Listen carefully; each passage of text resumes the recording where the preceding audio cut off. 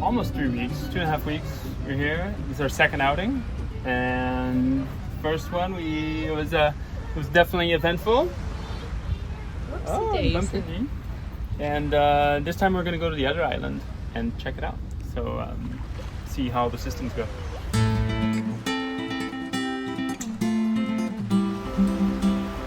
We had to redeem ourselves from our first sea trial with Nesi, where we almost lost the dinghy to the rocks. So we set off for another outing to test the boat systems and prepare ourselves for a shakedown cruise with co-op guests. You got sideways to the wind, and then just got blown sideways with the wind into the boat. Made it! We are right there. There's a national park area up just to the north of us. There's a cluster of islands right here, and the marina is right there. We're not very far.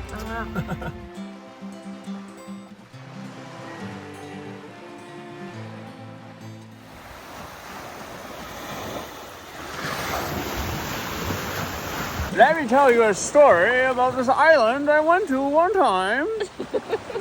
It was a long time ago. In fact, I became part of the ocean.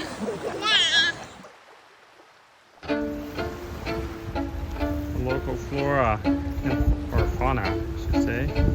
As the date of our shakedown cruise approached, we jammed in a million projects.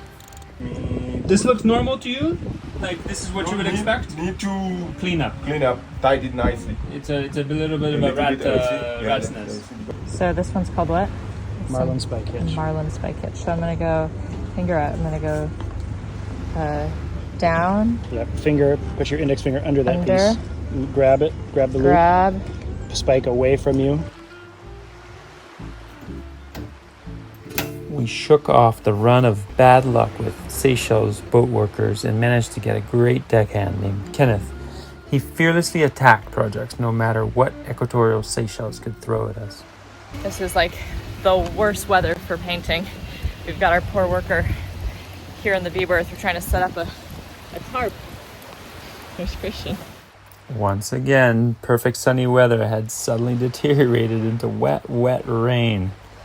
Erratic weather like this was just one of the things driving us nuts during our boat work time here in the Seychelles. Oh my god, I did it. I have been wrestling with this hose off this booster pump for so long, and it finally came free.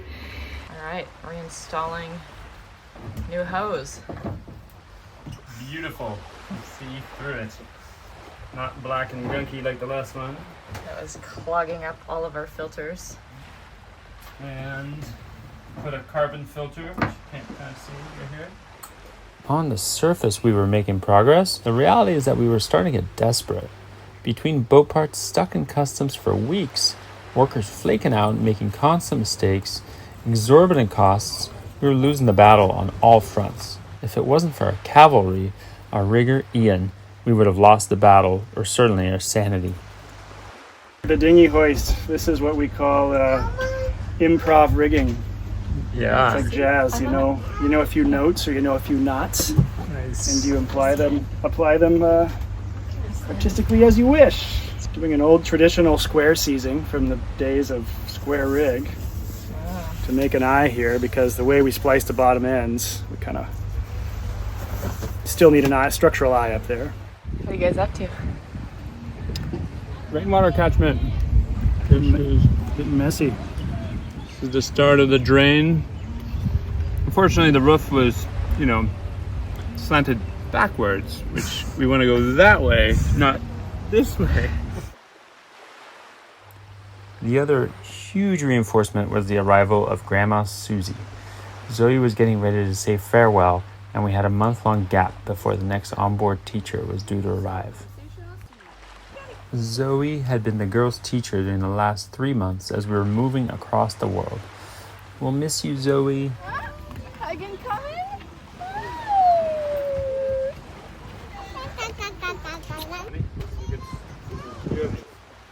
Though we weren't ready at all, we had to shift gears and prepare ourselves to host our first guests for a Shakedown Cruise, which meant preparing our fishing tackle and perfecting certain recipes.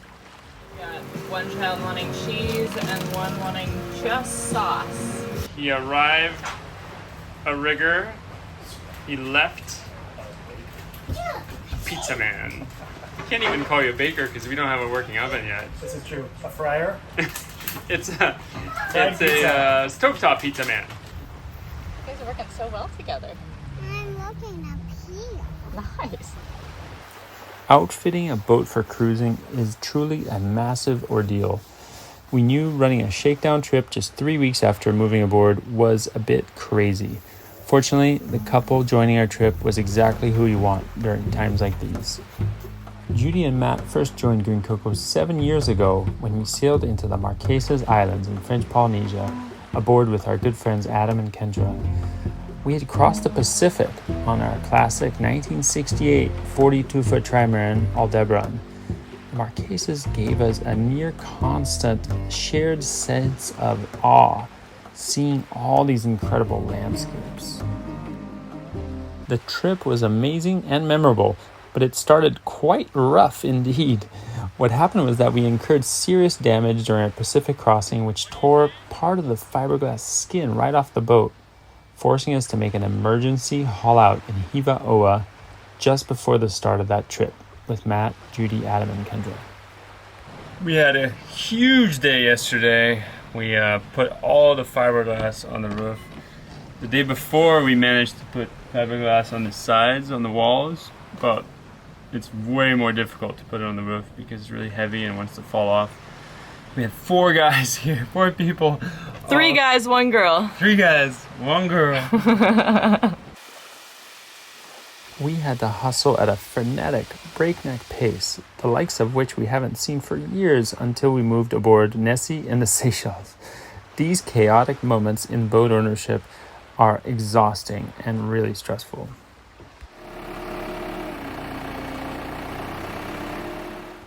Yet, throughout it all, Matt and Judy were supportive, upbeat, totally flexible, which is really the ideal and who we look for in our sailing cooperative.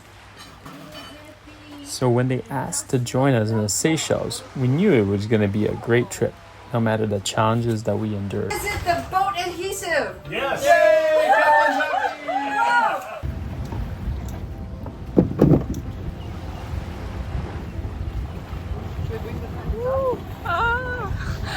Close call.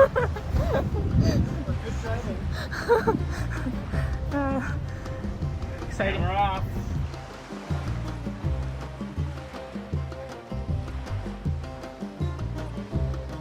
The Seychelles equatorial mayhem did not disappoint. As we left the marina, an enormous squall hit us. Yay! Our cruise! All aboard the dinghy!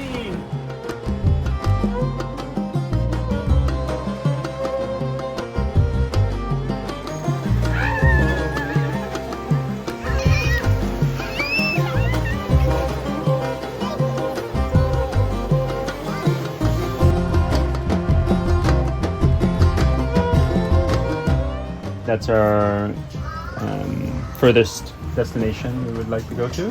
Lots of birds and the giant tortoises. Oh, is that the one with the giant tortoises? I think a lot of them are, I think. A lot of sail. It was a disturbing feeling. On the one hand, a relief to finally hoist sails and head offshore, yet mixed with a gnawing anxiety, a certain knowledge that things would break while we were underway.